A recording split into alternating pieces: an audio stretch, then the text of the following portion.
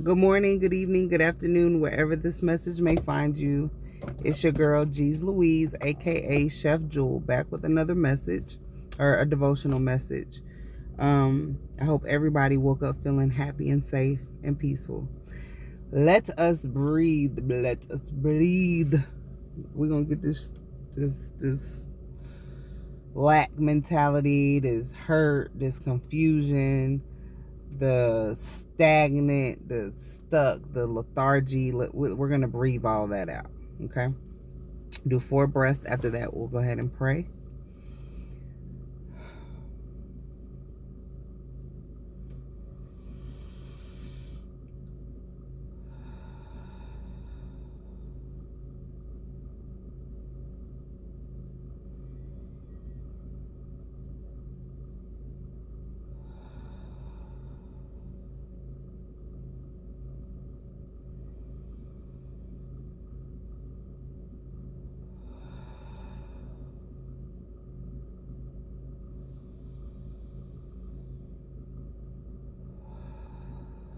Okay. Father God, thank you so much. Thank you for waking us up out of the bed this morning. Please give me the words to communicate clearly to the collectives. Please help us to rid ourselves of fear and all blockages. Have the strength to ignore old ways that have kept us stuck. Stay alert to keep our peace of mind and gain strength in applying the wisdom that we learn to live inside of our abundance. Amen. All right. So we're reading out of Jesus Calling. It's January 30th. And it's by Sarah Young. Worship me only. Whatever occupies your mind the most becomes your God. Let me run that back. Whatever occupies your mind the most becomes your God. Worries, if indulged, develop into idols. Anxiety gains a life of its own, parasitically infesting in your mind. Break free from this bondage by affirming your trust in me and refreshing yourself in my presence. What goes on in your mind is invisible, undetectable to other people. But I read your thoughts continually, searching for evidence of trust in me. I rejoice when your mind turns towards me.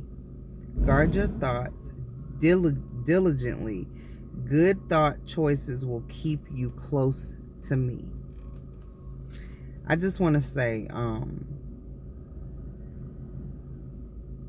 since I've been applying what God is asking of us, right? Since I've been transmuting my energy, like anytime it's something bad or I perceive it as something bad or it's a thought, I'm trying to transmute it into something else because it's not serving me, right?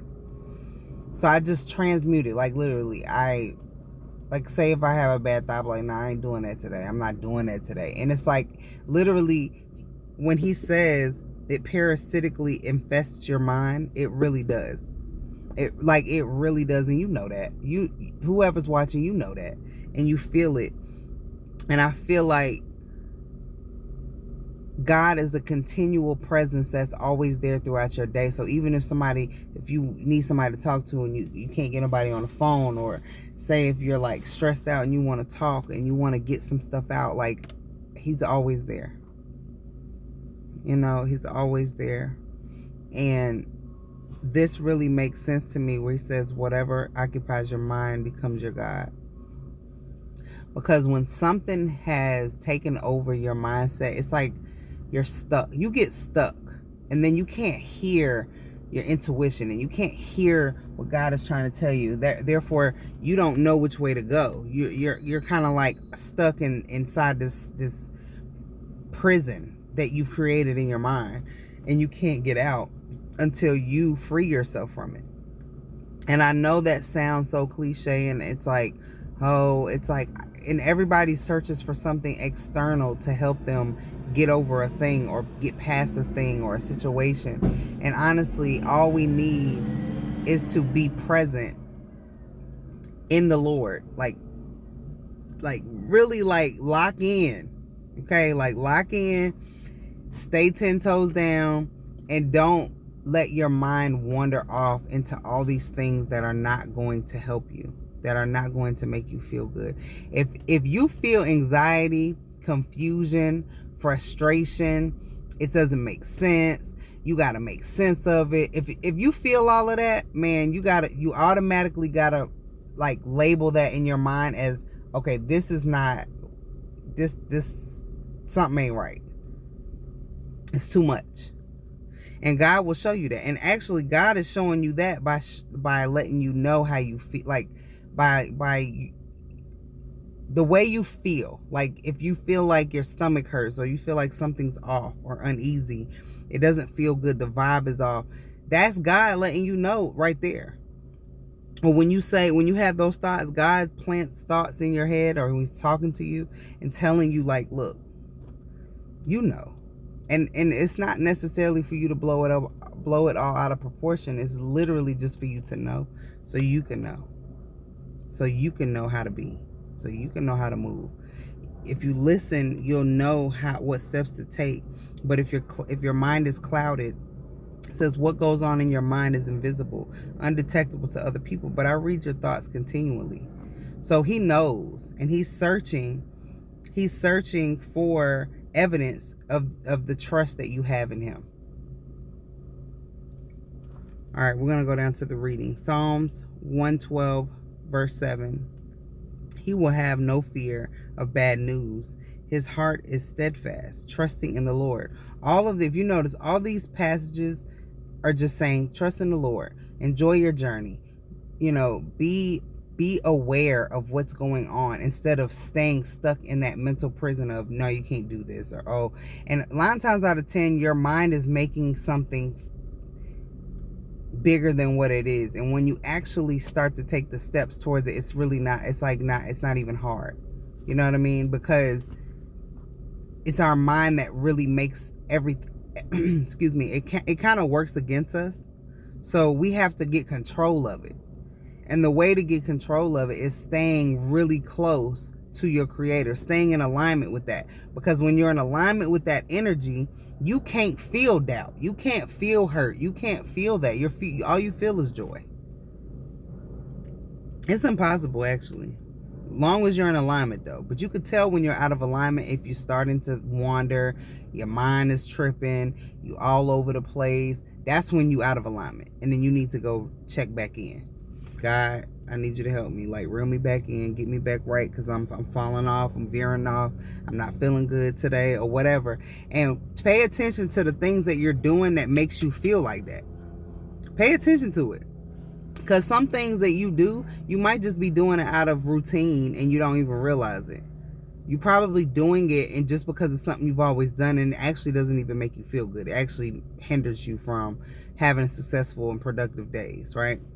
All right, so moving along to 1 Corinthians 13, verse 11. When I was a child, I talked like a child. I thought like a child. I reasoned like a child. When I became a man, I put childish ways behind me. So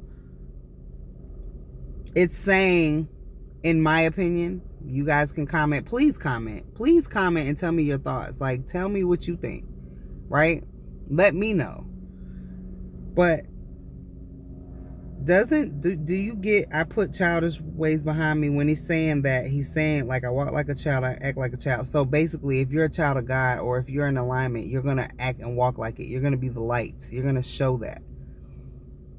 It's just like going back to the message the other day that I said, you can tell a tree by the fruit that it bears, right?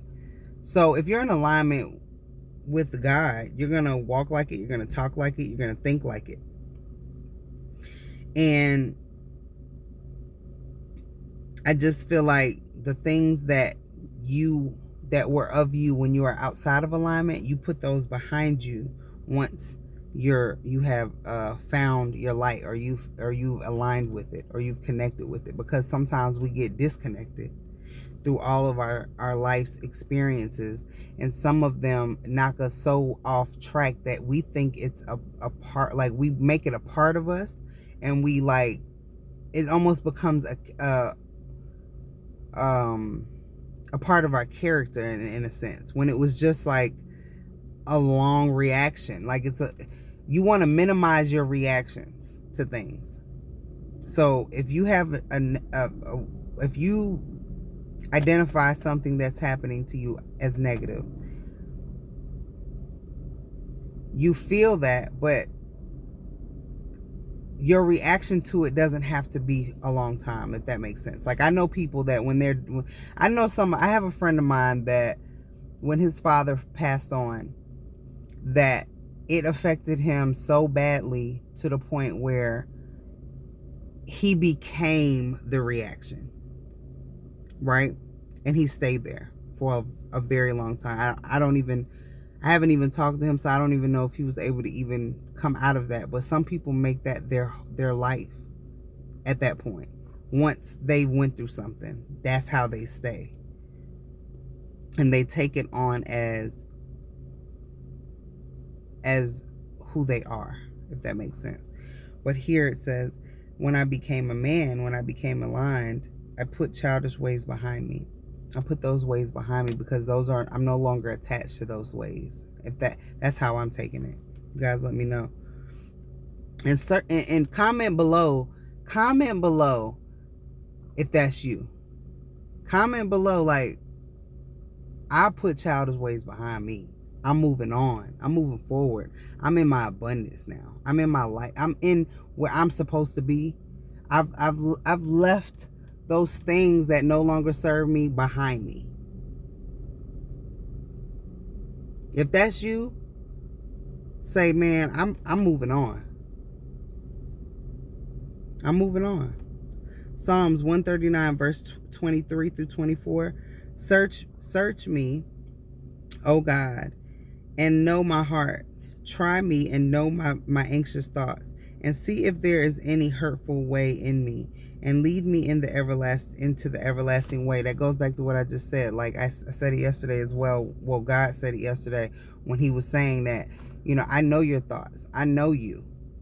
Whether you can fool other people. You can, even if you're unhappy, he knows. You know what I'm saying? If you're happy, he knows. If you have a good heart, he knows. If you want to, he knows your intentions with people, places, and things. He knows all of that, right? So he just wants you to line up and understand where you're at in relation to where you want to be, right?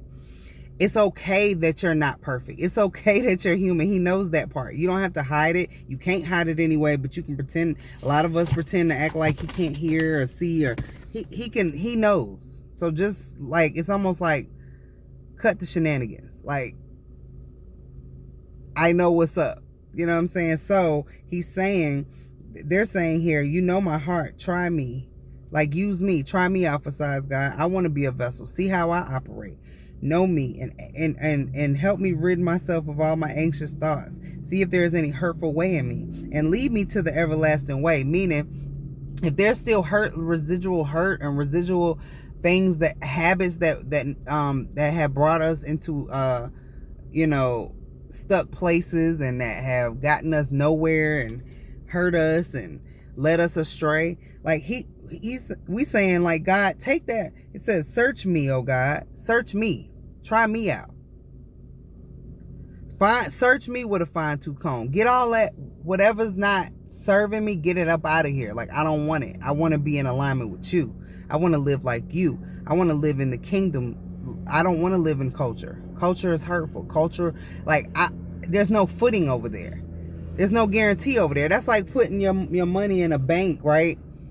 That's like putting your money in a bank that has no backing. When you don't have that. When you're not in alignment, every time you step out of alignment, you risk your well-being, your peace. And your peace is your protection. So we're going back, and he says, and lead me into the everlasting way. So he's going to lead you, but you got to be mind clear. You can't be cluttered up with all that BS that already happened. It's over with. You know what I'm saying? It's over with. We forgive you. You forgive me. It's over with. You know what I'm saying? The petty ways is out. I forgive you. I just know how to deal with you.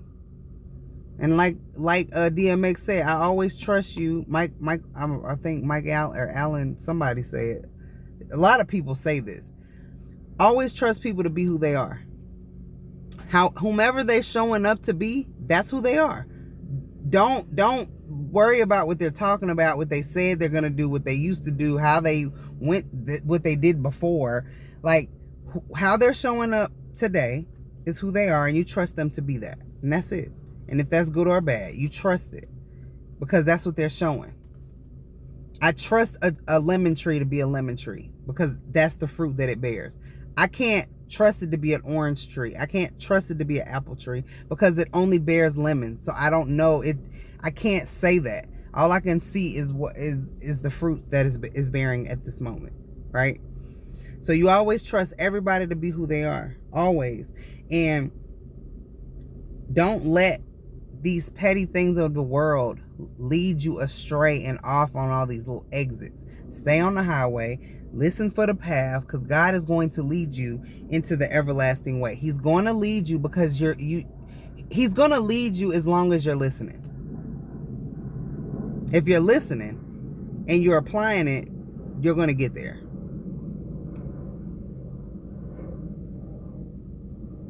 Can't listen to the GPS. And you can't look at the directions and don't move the car. Till next time. You already know.